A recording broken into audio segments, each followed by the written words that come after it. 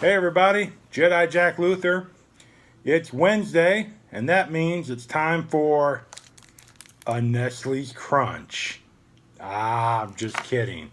That's for later.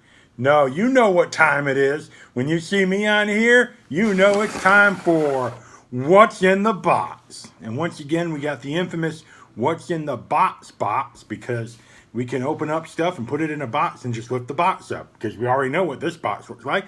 So what's in the box today? Well, we're continuing a theme and finally coming to near the end of this theme. And here we go.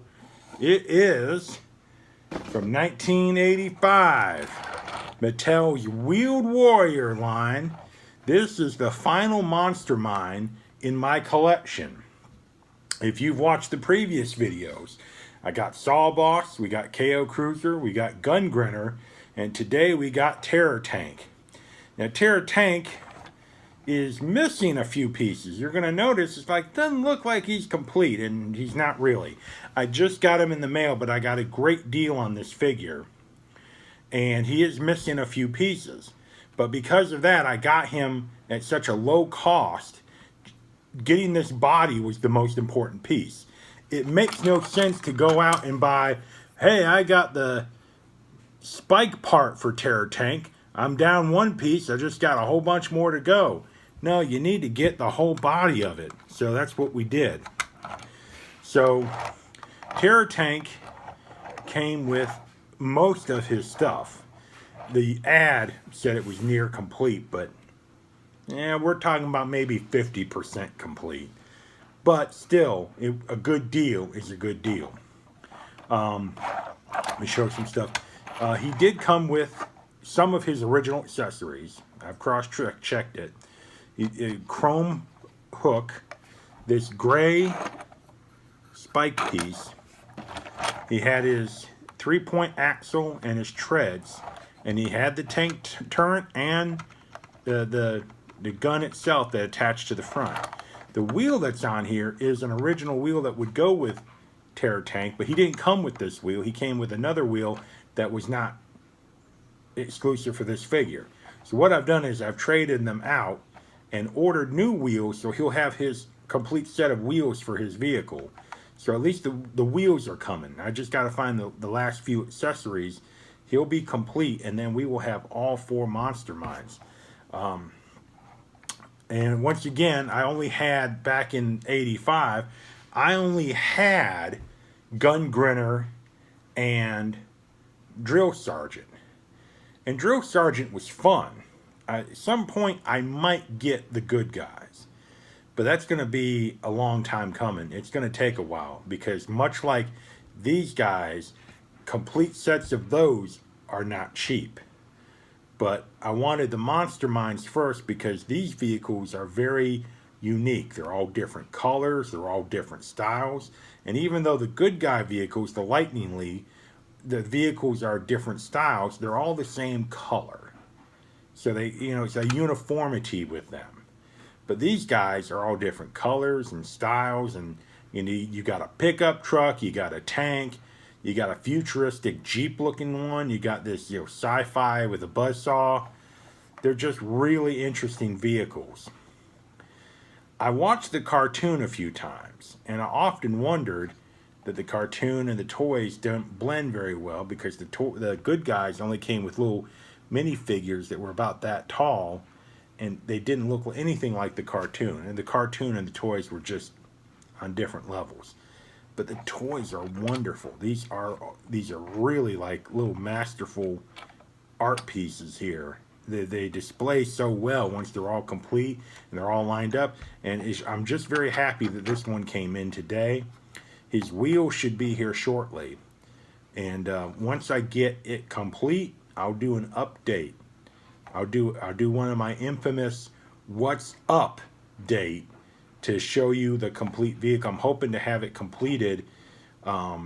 We got some stuff going on, and it might be a while before this one gets complete, but I will be working on it. Like I said, the wheels are coming in.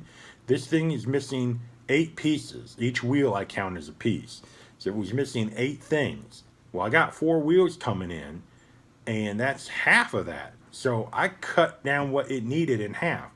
He needs there's a plant claw that goes on the top here, and there's a gray tri-gun that he comes with. He's missing the Monster Mind pilot brain that would go in here, and there's a weapons extension piece that attaches to him. And those are the last 4 pieces. So bit by bit, we're going to get him in. He'll be completed, and he'll be up and running with the rest of them. I'm going to do a what's update. When I do that, when he's completed, I'm going to have all 4 of them together so you can see what they are. I'm going to be saying something here, though. This is a lot bigger than I thought it was going to be. And I don't know why. The vehicles are good size, but this one is just monstrous. And like KO Cruiser, which I didn't originally like. I bought it because part of the set. But much like that one, this one will probably grow on me. He's a big olive green tank with cool eyeballs. And this grill is fanged teeth. So he does look, like he could cause some terror. But the tank mode is very nice. Let me pop this off here. I always thought that this hatch would open up. You lift up and you pop the brain in. Nope. Evidently this whole turret lifts up, and that's the inside of it. And it looks like a seat that someone would sit in. But you pop the brain in there. I want to show you this too. This turret pops off, and it's just like any other piece here. It can be attached to any part of... Now he has a smokestack. Look at that. It can be attached to any part of his body. But of course, you're going to want to put it on front so that it completes the tank look. But it's really much bigger than I thought. And I'm going to be funny. When I opened it up, the turret was like this. And I'm like, wait a minute. There's supposed to be a grill with teeth there. Nope, had it on backwards. So, I'm going to put his hook up there. But once again, I have basically got this we're heading into completing the last Monster Mind. And when you complete a collection, I'm going to say this real briefly before I end the video. When you complete a collection, everyone at some point has played Monopoly. And when you get 1 or 2 properties, let's say you're over on the other side of the board and you get St. James and New York. You get 2 properties, you're doing pretty good. But when you get all 3, you can charge more rent for each property because you have the monopoly. Well, it works like that in collecting. If you have 1 or 2 Monster Minds, they're generally you're worth what you paid for them. Maybe you can charge a little bit more if you had a set. When we have all 4 of these guys, it almost, their value goes through the roof because you have a complete set of them. So let's say by the time I finish getting him together, that I put in that total with buying the figure and the parts is $50. Let's just say that. And let's just say, offhand, just throwing a number out there, that I paid about $50 for the other 3. Well, then that means the total set is valued at $200. But because I have all 4, you could charge more than that. You could add more money because you have a complete set, which makes it even harder because no one has a complete set of these like on eBay. You find them one at a time, and if you're lucky, they have all their stuff. At most they have only 1 or 2 pieces. So when you have a collection, like Star Wars vintage figures, there's only a certain number of them out there for the vintage collection back in the late 70s into the 80s. But for those that have all of them, their collection's worth even more than what the individual figures cost them because they have basically a monopoly. They have all those figures. So when you're collecting something, it's really worth it if you like what you're collecting to get a full set of things that are in completed status, because then the value of your collection goes up. Now, I'm not saying we're selling these or anything. I'm just saying for value's sake, I'm 45, 10, 15, 20 years down the road, getting older and everything, maybe some things may have to go at that point. At least I know what my value is, that if I have to let something go, then it's going to be worth more if I have a set of them in a collection than just 1 or 2.